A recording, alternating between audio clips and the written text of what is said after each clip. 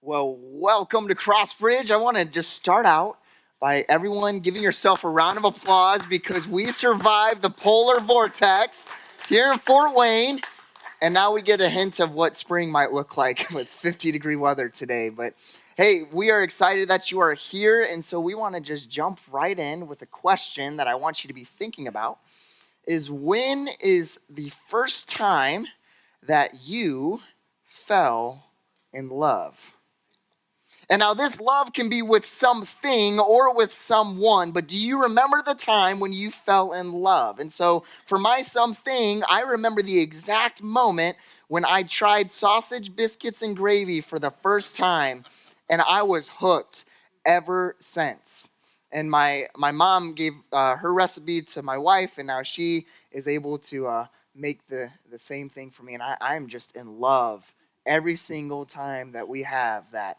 But then the someone that I fell in love with is actually my wife. Of course, I'm going to talk about my wife for this message. And so, my wife, I remember the exact moment that I fell in love with Marissa.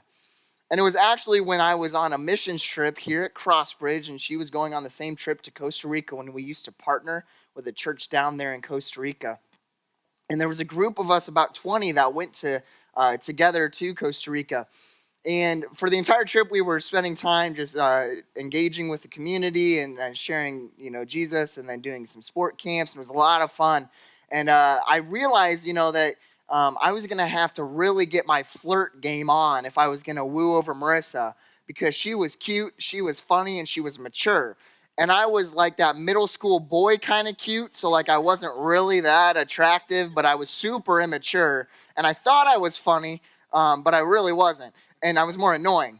And so everything was against me. So I had to win her over with my flirt game. And if I was going to do that, that really meant that I had to win over her father. And you see, Bruce loved fishing, which meant that I loved fishing, even though I hate fishing. Okay? And so I was going to convince Bruce that he was going to take a loud, annoying, immature middle schooler fishing with him someday so that I could convince him to convince his daughter that she would like me. Well, anyway, on this trip, we were doing like a cookout to kind of celebrate the week. And so there was a group of us that found this river on the side of where we were cooking out and thought it was a great idea to wade up the river against the current because we thought that once we got to wherever we wanted to turn around, we could just float all the way down the river and it would be like a roller coaster ride. Okay? And so we spent probably 30 minutes just fighting the current and going up, climbing up trees, not climbing up trees, using trees to climb up the river. And then when we got to the edge of the river, when we were going to turn around, either the water levels rose, or we just went pure panic mode, and we could not, for whatever reason, float down the river. It was terrifying. We were bashing against rocks, hitting trees. We were screaming, and just absolutely mortified of this river. It was a terrible idea. Well, anyway, there was a point where I'm hanging onto a tree with one arm, and I see my sister Taylor flying on by me. And Taylor is not dramatic at all, if you know Taylor. And so she's screaming her head off. And so I grab Taylor's arm, and I'm like the best brother in the world for a solid 5 seconds. Because in the corner of my eye, I see a beautiful girl flying by too. And like every great brother does, they let go of their sister, grab a hold of Marissa, and I am not exaggerating this at all. Our eyes met, and I was hooked and fell in love because I had the greatest catch I'd ever find. And so I knew now I had to convince the father that he had to take me fishing if I was going to win over Marissa. And so for the entire trip, I just continued to beg Bruce, hey, Bruce, I'm a great fisher. I can stay quiet for longer than 5 minutes. And he would respond, yeah, I need someone to stay quiet for an hour. And that was kind of almost a deal breaker for me because that's not possible. But about 6 months later, when I decided to tell Marissa that I had a crush on her, because, I felt like it was a waiting game. And so I had to really just work my magic and stuff. I thought this was the most creative way. And so it was terrible. I texted her, And I said, hey, Marissa, I like a girl in the youth group. Well, Marissa decided to name off every single girl in the youth group until it was down to her and my sister, Taylor. And based on the previous story, there was already no brotherly love for my sister, Taylor. And the other kind of love is just weird and wrong. And so I then got a text from Bruce like 5 minutes later that said, Jordan, if you don't tell my daughter that you like her, we are never going fishing. That was game over. And so I responded, and this was my first official dad joke. We're not expecting, I'm sorry, we're not expecting, but it's my first official dad joke where I said, Bruce, since you put fishing on the line, get it? Yeah, we'll try again next service, okay? Fishing on the line. And I texted Marissa, told her I had a crush on her, and it's been history ever since. But today we're going to be talking about the greatest love story in history, where God sends his son Jesus down to create this revolution and spark momentum into the lives of his followers. And he calls his first followers through fishing. And so if you'll turn with me to Luke chapter 5, verses 1 through 10, we're going to be hearing Luke's testimony account of Jesus. You see, for this entire series of Revolution, we are chronologically looking at the life of Jesus and this revolution that he started and is continuing throughout this day through a new movement known as the church. And so in Luke chapter 5, in his testimonial account, verse 1 through 9, it says this.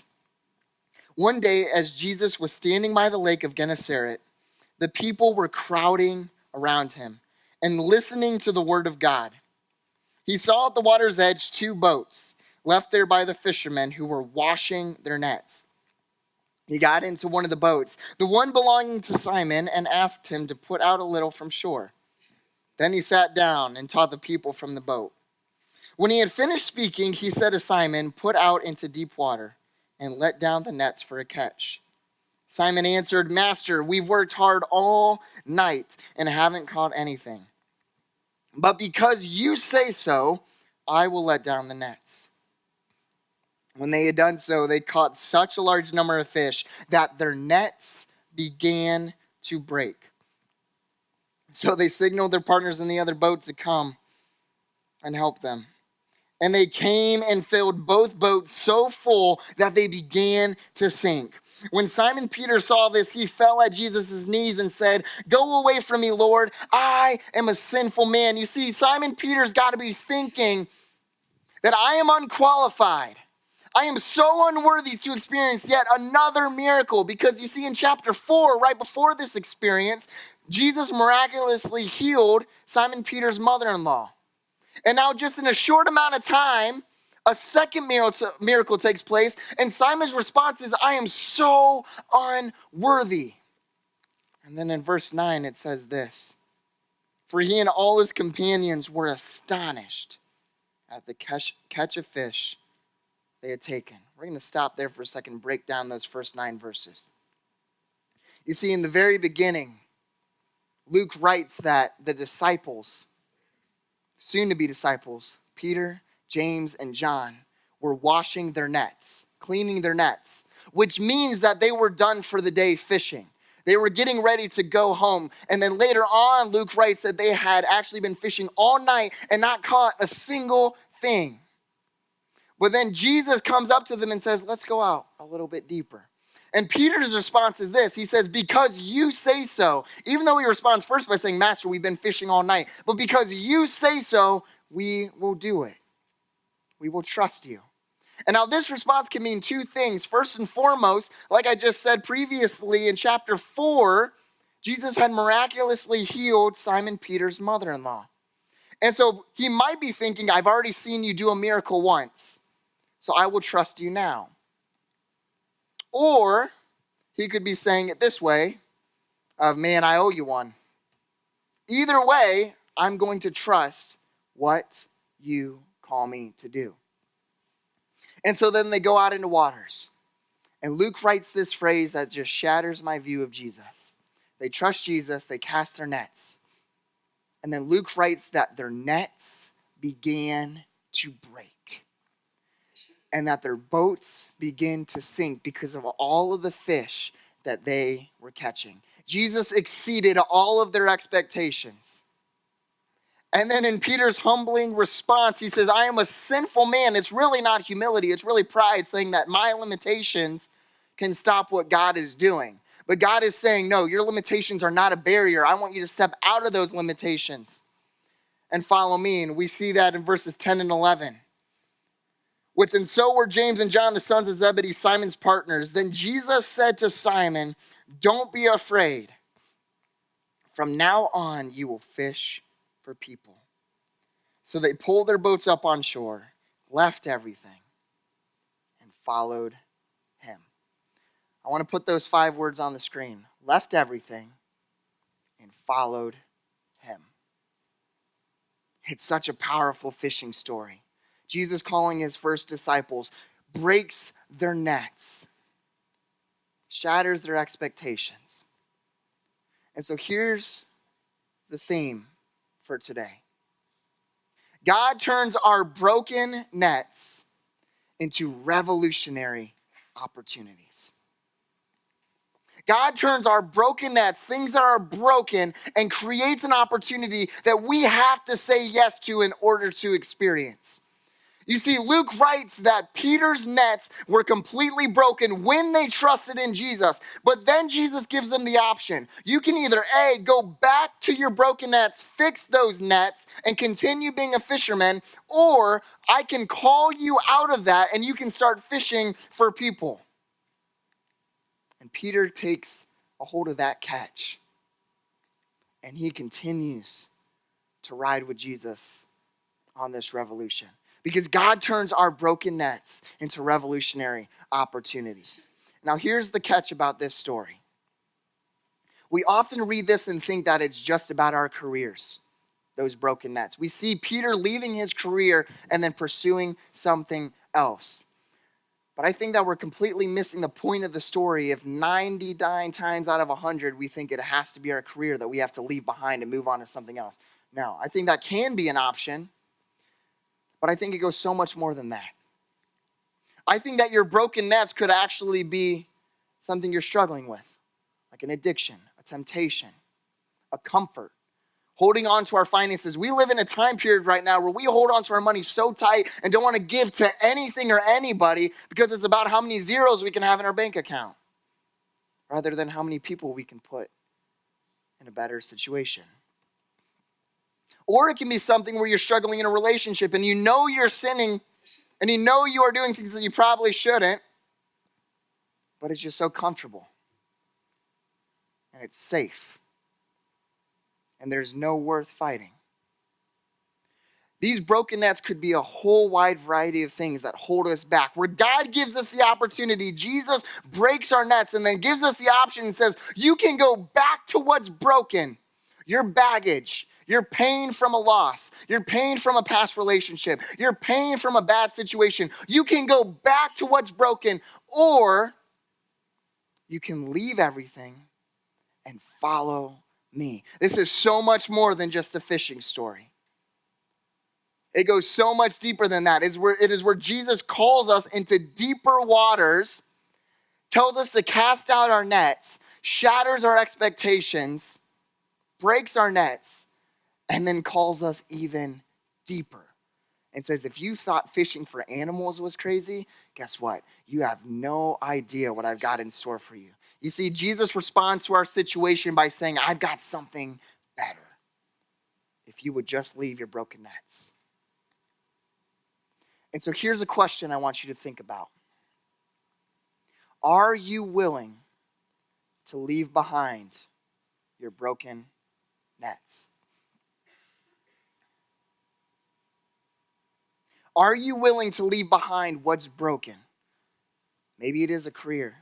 Maybe it's baggage from your past. Maybe it's an addiction that you haven't been able to shake. Maybe it's financial safety and security that you just want to hold on to every dollar you have. Maybe it's an unhealthy relationship that you're in right now. Maybe it's pride. Maybe it's lust. Are you willing to leave behind your broken nets. And I've got this feeling that you all probably have an idea of what your broken net is, and just hoping I don't say it out loud. But if you've got this thud in your chest right now, that's typically God speaking to you about a broken net in your life. If you're ever wondering if God's talking to me,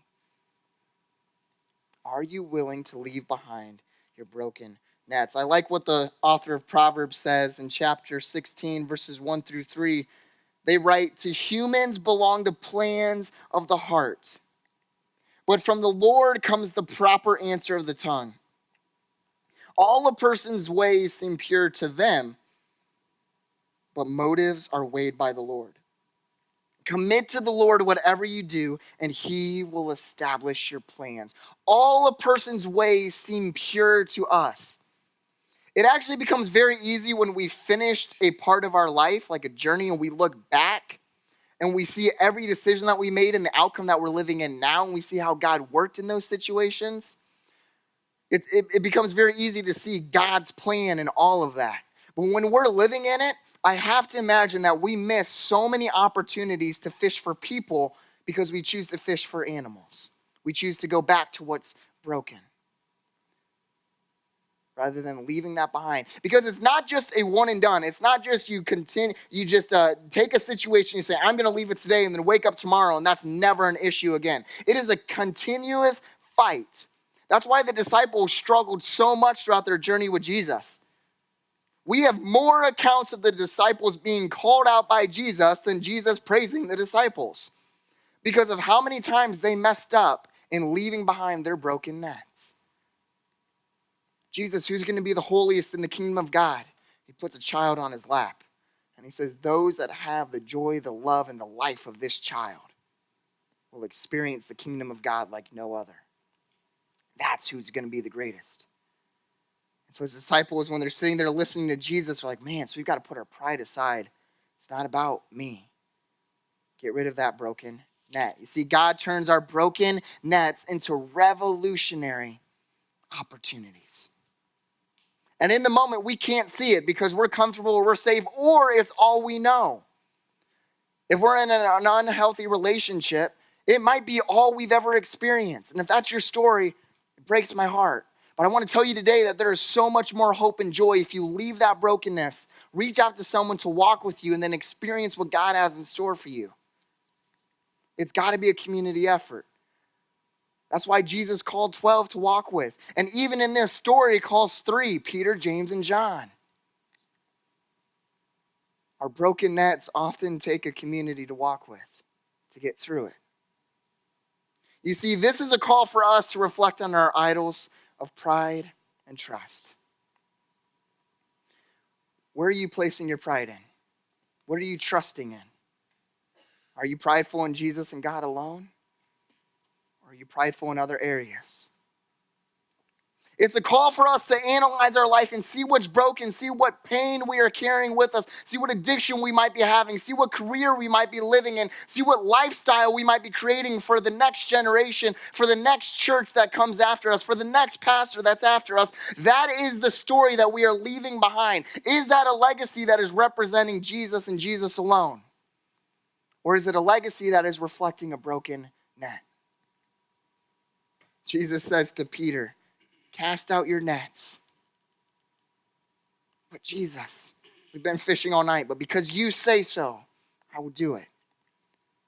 Cast out his nets. They shatter. I'm a sinful man. I'm unqualified. I'm not worthy, but Jesus says, well, guess what? That's exactly who I want on this mission. And so if you'll leave everything behind, you can follow me. Or you can go back to what's broken. You can go back and fix your nets and continue to be a fisherman and stay comfortable your whole life. You might even think you're taking baby steps, like, oh, I caught more fish today. But you will never get to experience the full weight of God's glory unless you let go of what's holding you back. God turns our broken nets into revolutionary opportunities 10 times out of 10. If you would only cast your nets, leave your nets, and then follow him. And so today we're going to enter into a response time. Because I see physically Peter, James, and John having to leave their nets behind in order to trust and follow Jesus. You have to leave that physically. It's not just a thought. And so up here on the podiums, on the boxes, we have broken nets that we've cut up. And during this song, we want to invite you to do this. If you know what your broken net is, God's been speaking to you right now. Pride, addiction, a career, finances, relationship, how you treat others, how you view yourself. If you know what your broken net is, we want to encourage you during this song to come up and take a piece of net. And here's why. We want you to hold on to that as a daily reminder, because this is a daily reminder, a fight to give up what's broken. So we want you to hold on to that piece of net for as long as you want. And then if you've conquered that net, pick something else. Until you're in heaven, keep picking. Now here's the catch. If you either don't know what your broken net is, or you're not willing to give it up, don't fake it. Don't come up and grab a net. Be honest with yourself. This is a time that we want to challenge you to come up because you are feeling God's call. To let go of what's broken, to leave everything, and to follow Him.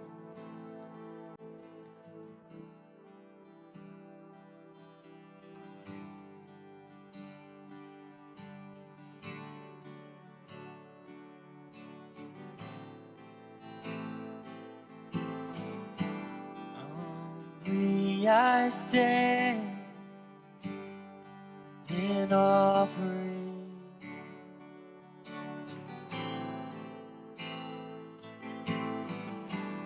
with open hand, Lord, I bring everything and nothing less, my best, my all. You deserve my every breath, my life, my song.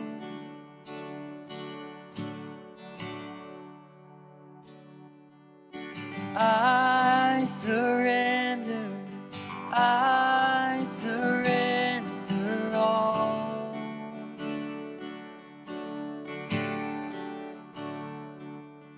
Oh, I surrender, I surrender all.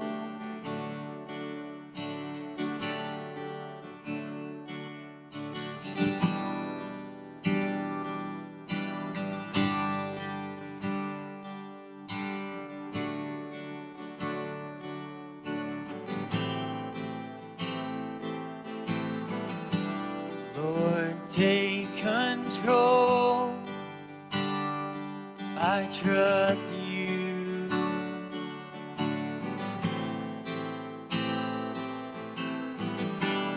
I'm letting go. I give you everything and nothing less. My best, my all. You deserve my every breath, my life, my song.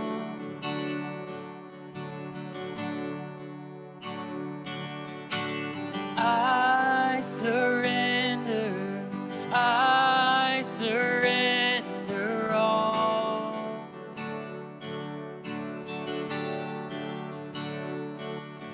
Oh, I surrender, I surrender all.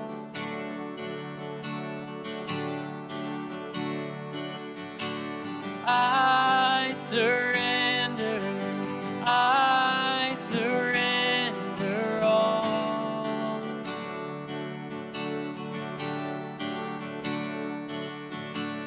I surrender, I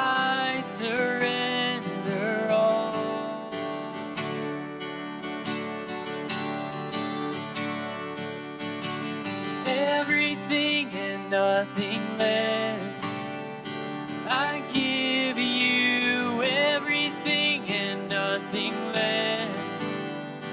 Forever, everything and nothing less. My life is yours, completely yours. Everything and nothing less. I give you everything and nothing less. Forever, everything and nothing less. My life is yours, completely yours.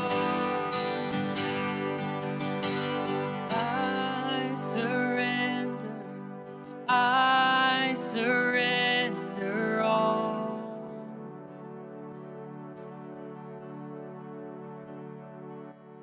Oh, I surrender all. Everything and nothing less. My best, my all. You deserve my every breath, my life, my song.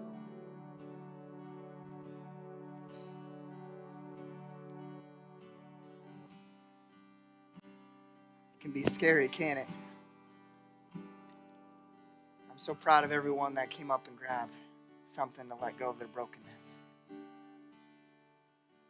As we look at the narrative of this Jesus guy who pursues people that are so unqualified and calls his children worthy, it can be so powerful when we leave what's broken into something revolutionary. I've got to imagine as Moses is sitting around the fire, he had just murdered somebody, fled to get away, and then he's sitting around a fire and God's speaking to him and says, Moses, I'm still going to use you. Go to Israel, go to Egypt and save the Israelites. And Moses replies, no, God, I'm not worthy. I can't speak. And God says, get your butt off the ground and go tell the Egyptians that we're going to do something powerful. And he does. And he goes with Aaron and he takes the Israelites out of captivity. Broken net, gone. And then we've got Mary at 16 years old, approached by the angel of the Lord, living in low-income poverty. It says, Mary, what is it, Lord? You're going to carry the revolution in your womb. And her response is, why me? I'm just a teenager.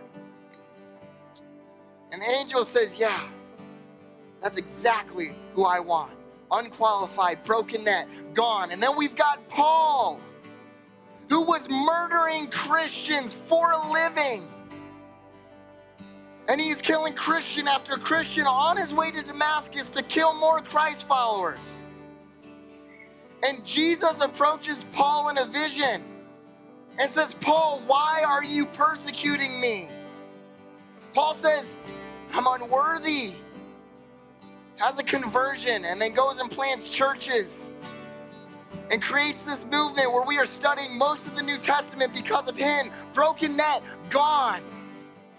And then even Peter, at the very beginning of the story, is standing at a boat. And Jesus is walking on water and says, Peter, come out onto the water. Peter jumps out, starts trusting, and then begins to drown. And that is proof that there are going to be days where you wake up and you start drowning. But Jesus picks him up later on in the narrative, tells him that you are my rock, my Kephas. And on this rock, I will build my church. And guess what, Peter? If you would have never left your broken net behind, you would not have experienced the revolution that we are going through today. I don't know about you, but I don't want to be a Christ follower that gets to heaven and hears God say, nice thought. I'm ready to hear him say, well done, my good and faithful servant. This broken net is holding you back, but no more. Because we are living in a generation that is on the move, starting a revolution today. You may be unqualified, you may be unworthy, but that is exactly who God uses for his kingdom and his revolution. Don't let this be an excuse any longer. God will build your life up for something powerful, because God turns our broken nets into revolutionary opportunities.